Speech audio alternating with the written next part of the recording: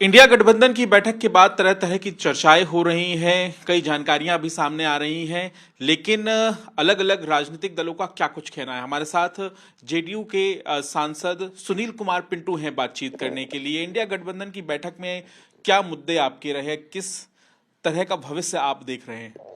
देखिए, हमारे नेता नीतीश कुमार जी ने पूरे इंडिया गठबंधन में सभी दलों को एक प्लेटफॉर्म पर लाने का अगर श्रेय जाता है तो सिर्फ उनको जाता है। और वो ये परसों वाली बैठक में आए ही थे इसलिए कि सीट शेयरिंग पर और नेतृत्व पर फैसला होगा, परंतु कांग्रेस के अरियल रवैये के कारण परसों की मीटिंग में चाय बिस्कुट पर मीटिंग समाप्त हो गई, बाकी कुछ नहीं हुआ।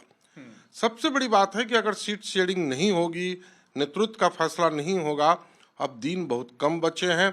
आने वाले दिनों में अगर हम सीट शेयरिंग नहीं कर पाएंगे तो जैसा कि माननीय ममता जी ने और अखिलेश जी ने अल्टीमेटम दिया है कि अगर 31 दिसंबर तक अगर सीट शेयरिंग नहीं होती है तो इन दलों ने अपने रास्ते अलग चुनने का तय किया है।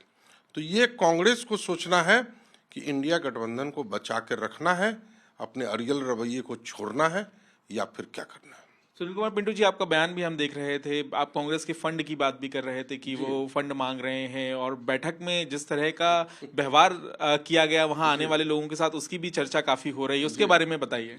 देखिए, ऐसा है कि मैंने पहले आप ही के चैनल पर कहा था पहली बार कि इंडिया गठबंधन की बैठक चाय और समोसे तक सीमित थी, परंतु इस दफा चाय बिस्कुट पर इसलिए आ गई क्योंकि कांग्रेस के नेतृत्व ने भी हाल में एक हफ्ता पहले कहा था कि कांग्रेस के पास फंड नहीं है। 138 साल पुरानी पार्टी पब्लिक से 138 रुपये, 1380 रुपये और 13,800 की मांग की है कि हमें डोनेट करें।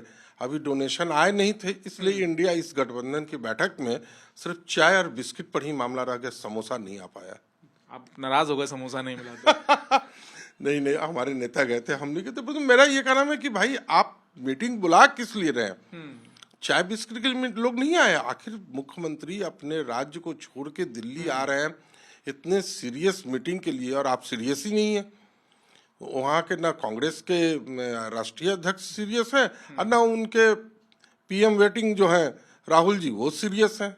आप पीएम वेटिंग मान रहे हैं उनको? नहीं, पार्टी ने उनको घोषित कर रखा है, उनके पार्टी के तो वही पीएम वेटिंग है। लेकिन क्योंकि आप पीएम वेटिंग की बात कर रहे हैं, ये जानकारी सामने आई इंडिया गठबंधन की बैठक से कि ममता बनर्जी ने मल्लिकार्जुन खड़गे का नाम प्रस्तावित कर दिया, अरविंद केजरीवाल ने उसका समर्थन भी कर दिया, और ये भी जानकारी सामने आई कि नीतीश कुमार जो है वो नाराज हो गए। क्या कहेंगे? हमारे नेता न इस रेस में है, न उन्होंने नाराज है।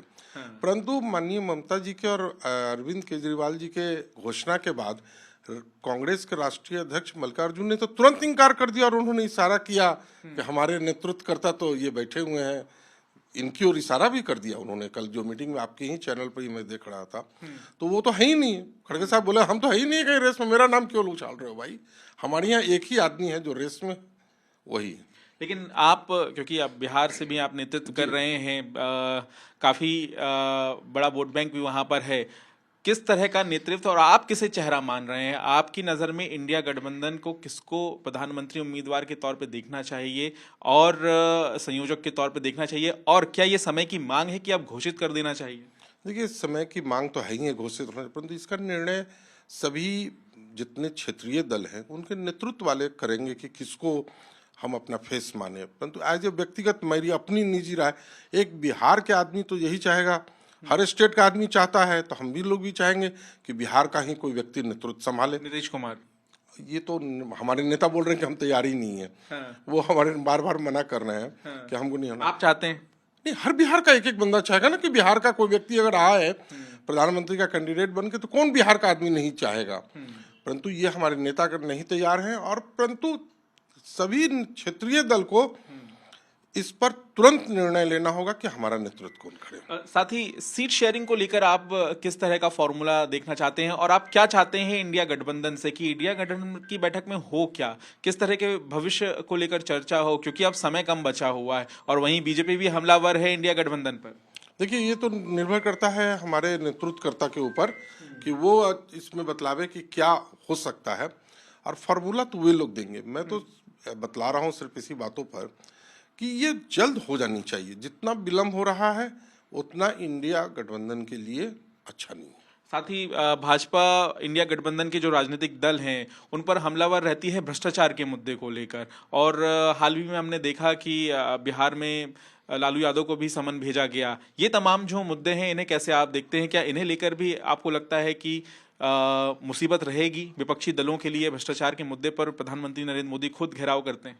देखिए, हमारे नेता नीतीश कुमार जी शुरू से कहते आ रहे हैं कि न मैं किसी को फंसाऊंगा न मैं किसी को बचाऊंगा, और भ्रष्टाचार के तो सबसे ज्यादा विरुद्ध में रहे हैं।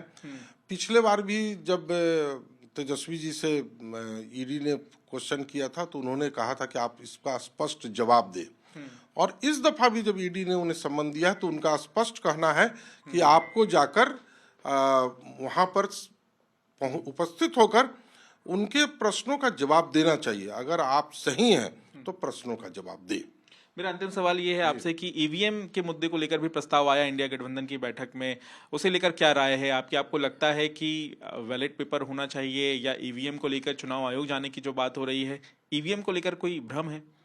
देखिए, ईवीएम को लेकर कोई भ्रम नहीं है। ये विपक्ष का एक हार अपने ऊपर न स्वीकार करने का, दूसरे ऊपर कैसे हम ठिकरा फोड़े, ये हो रहा है। अच्छा। बिहार और यूपी में तो बैलेट पेपर पे जब चुनाव होते थे तो आपको तो 50 साल और 60 साल का बूढ़ा मिलेगा जो कहेगा कि आज तक ले हम कभी बैलेट पेपर देखे ही नहीं, कभी हमने वोट डाला ही नहीं, क्योंकि वहां बूथ कैप्चरिंग होती थी। ये सही बात है बिहार और यूपी में। आज ईवीएम के तहत एक 90 साल का भी बूढ़ा जाकर ईवीएम के माध्यम से अपना वोट कास्ट कर रहा है। ये बात है। तो आज विपक्ष को कर्नाटका जीती, तेलंगाना जीती तो वहां ईवीएम अच्छा गया था, और जैसे ही मध्य प्रदेश और छत्तीसगढ़ ईवीएम आया तो वो ईवीएम बदल गया। ये अपने आप को जन आदेश को, जनता के निर्णय को स्वीकारिए। सच्चाई यही है कि अगर जनादेश ने बीजेपी को 3 राज्य में दिया है अपना माइंड, तो उसको स्वीकार करते हुए अपनी कमी को खोजिए, न कि ईवीएम को खोजिए।